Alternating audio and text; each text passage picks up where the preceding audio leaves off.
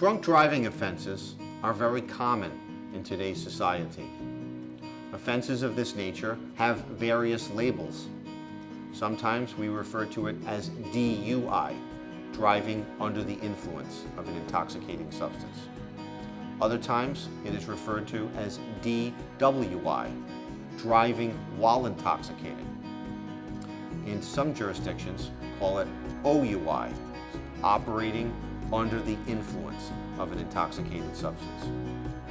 If you have been charged with a drunk driving offense, such can have dire consequences to your employment, your ability to drive an automobile, and more. If you've been accused of a drunk driving offense, your defense starts with you. It is important to understand that there are 5 categories of evidence in a drunk driving case. First, the manner upon which you were observed operating a vehicle. Second, observations of you, your body, and your person by the police officer. Third, any statements that you may make to the police officer regarding your recent whereabouts and/or consumption of alcohol. Fourth, your performance on field sobriety tests. And fifth, your performance on a chemical breath test. Let's discuss each of these categories separately. Manner of operation. In any drunk driving investigation, the police officer who stops your car is trained to make observations about the vehicle before the stop.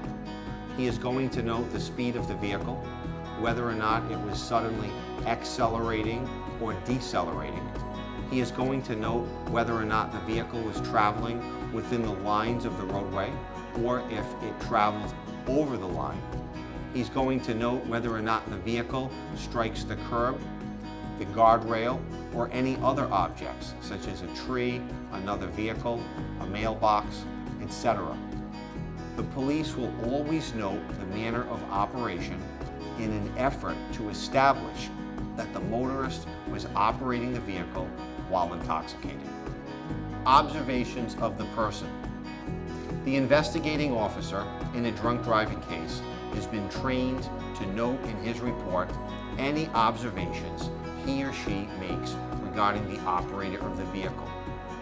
These things will include bloodshot and watery eyes, slurred speech, flushed skin, whether or not the motorist was delayed in his or her response to retrieve things like driver's license, proof of registration, and proof of insurance, unsteadiness on feet, whether or not the motorist needed assistance to stand or get out of the car, whether or not the motorist held on to the vehicle while he or she was walking with a police officer, and any other indicators that the officer can point to as evidence that the motorist was under the influence of an intoxicating substance.